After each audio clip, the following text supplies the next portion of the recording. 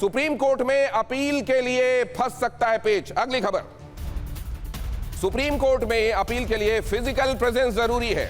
अब क्या वहां की किसी अगली अदालत में फैसला, अगली अदालत में अपील कर पाएंगी शेख हसीना? शेख हसीना हमेशा से यह कहती रही हैं कि इंटरनेशनल कोर्ट ऑफ जस्टिस में इस मामले को ले जाया जाना चाहिए, लेकिन अगर ऐसा नहीं होता तो क्या वहां किसी बड़ी अदालत में अपील करने का उनके पास अधिकार है, लेकिन तब जब वो फिजिकली बांग्लादेश में मौजूद होंगी।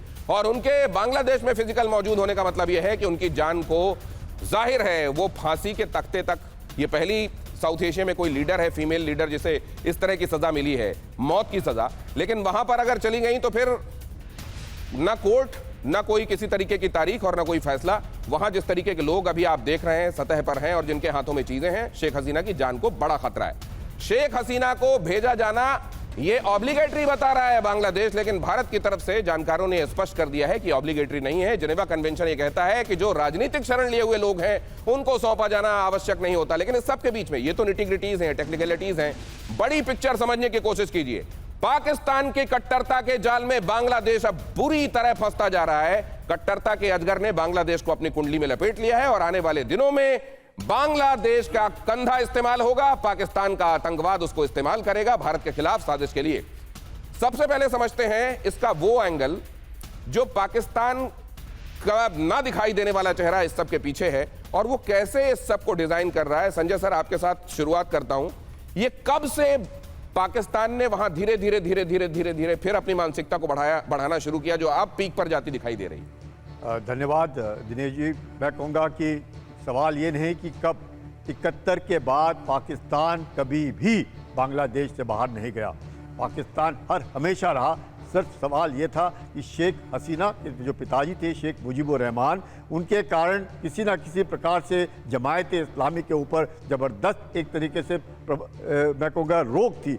नहीं तो आप देखिएगा जिस प्रकार से मुजीबुर रहमान को मारने के बाद अपने ज़ियाउर रहमान आए, उसके बाद ज़िया आए, ये क्या दर्शाता है? ये वो लोग हैं जो पाकिस्तान की मानसिकता लोग को लेकर के आए। उसके बाद जो बांग्लादेश नेशनल फ्रंट बना, BNP पार्टी बनी, ये सब के सब बांग्लादेशी जो हैं ये पाकिस्तान के साथ ही थे। उनकी जो विचारधारा, उनकी मानसिकता सारी की सारी पाकिस्तान के इन्फ्लुएंस थी। और पाकिस्तान ज़रूर पिछले 15 सालों में शेख हसीना के कारण वहाँ पे अपना जो पाँव है जमा नहीं सका, लेकिन धीरे धीरे करके जैसे आप कह रहे हैं ISI ने कभी भी पाकिस्तान को नहीं, बांग्लादेश को नहीं छोड़ा। और बांग्लादेश में जमात को जो दबा के रखा था, जो डी-रिकग्नाइज्ड पार्टी थी, डी-रिकग्नाइज्ड बाय शेख हसीना, वो अब आप देखते हैं कि मोहम्मद यूनुस जो कि अमेरिका का ही मैं कहूँगा प्रॉप्ड अप मैन, और शेख हसीना भी क्या भारत लाया? नहीं, भारत में किसने छोड़ा उनको? बांग्लादेश की फौज ने उनको ला करके भारत की धरती पर आके छोड़ा।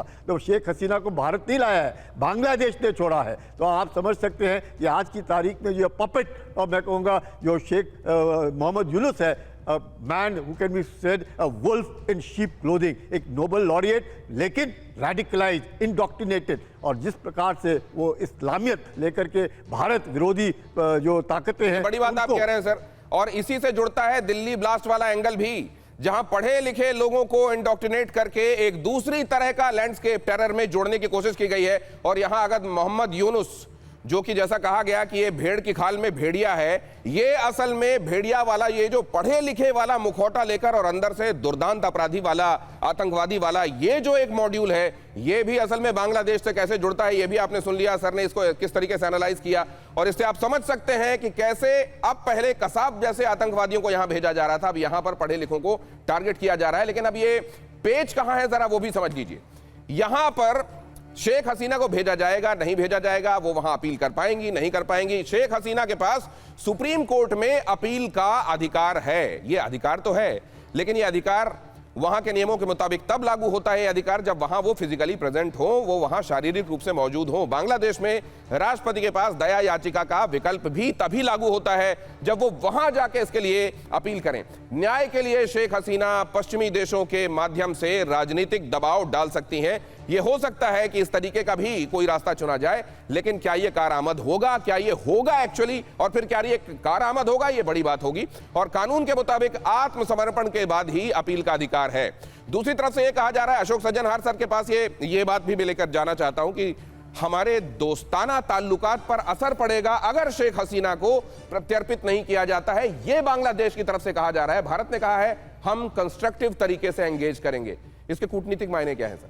जी बहुत धन्यवाद दिनेश, मुझे आमंत्रित करने के लिए। देखिए, बांग्लादेश ये कह रहा है जो हमारे द्विपक्षीय संबंधों पर बहुत ही बुरा प्रभाव पड़ेगा अगर उनको हमने वहाँ पर नहीं वापस भेजा। उन्होंने एक्स्ट्राडिशन किया है, एक्स्ट्राडिशन की उन्होंने मांग की है। उन्होंने कहा पिछली बारी उन्होंने दिसंबर 2024 में एक्स्ट्राडिशन की मांग की थी, परंतु अगर आप देखें दिनेश, ये हमारी जो एक्स्ट्राडिशन ट्रीटी है 2013 में जो साइन हुई है, उसमें हमने बहुत सारे ऐसे क्लॉजेज हैं, बहुत सारे ऐसे कावियाट्स हैं, बहुत सारे ऐसे एग्जेम्पशंस हैं जो कि जब पहले शुरुआत में आपने भी बताया, जो अगर कोई पॉलिटिकल क्राइम है तो उसमें नहीं आप एक एक्सेप्शन ले सकते हैं। परंतु जो जानने वाले हैं वो कहते हैं नहीं, अगर ये क्राइम अगेंस्ट ह्यूमैनिटी है तो उसको फिर आप पॉलिटिकल क्राइम के एग्जेम्पशन में नहीं ले सकते हैं। फिर भी देखिए, एक आर्टिकल 8 है उसमें, ये दोनों प्रोविजंस आर्टिकल 6 में हैं। आपने क्योंकि मेरे से डिप्लोमेटिक लीगल वो नज़रिया पूछा है, तो आप मुझे इजाज़त दे तो मैं उसके बारे में बताऊं। और वो ये है, आर्टिकल 8 में ये लिखा हुआ है, जो अगर जिनकी एक्स्ट्राडिशन मांग की जा रही है, अगर वो होस्ट कंट्री में कोर्ट को, जो भी हैं उनके निर्णायक लोग हैं, उनको आप कन्विंस कर सकते हैं जो ये वाला डिसीजन गुड फेथ में नहीं लिया गया है, तो तब आपके ऊपर ये बिल्कुल भी आप बाध्य नहीं है उनको भेजने के लिए। तो ये तो आपका लीगल प्रोविजन हुआ। दूसरा मैं आपको बताऊंगा एक टेक्निकल प्रोसीजरल। देखिए, मैंने बहुत सारे ये जो हैं एक्स्ट्राडिशन केसेस को हैंडल किया, मैं जनीवा में था।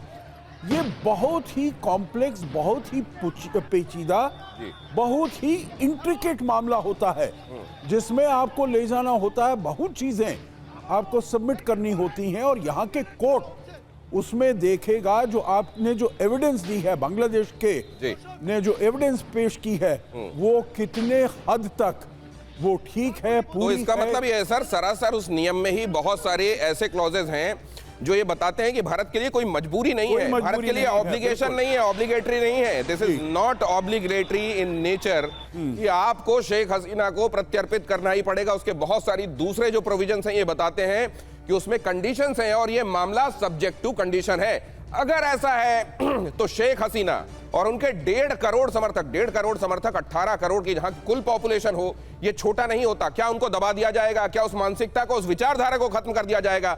आज बांग्लादेश में क्या कट्टरता पूरी तौर पर हावी हो गई है, या बांग्लादेश में अब भी ऐसे लोग हैं जो ये समझते हैं कि पाकिस्तान के साथ जाना मतलब अपनी तबाही को न्योता देना, और भारत के साथ जाने वाला ही तरीका सही था?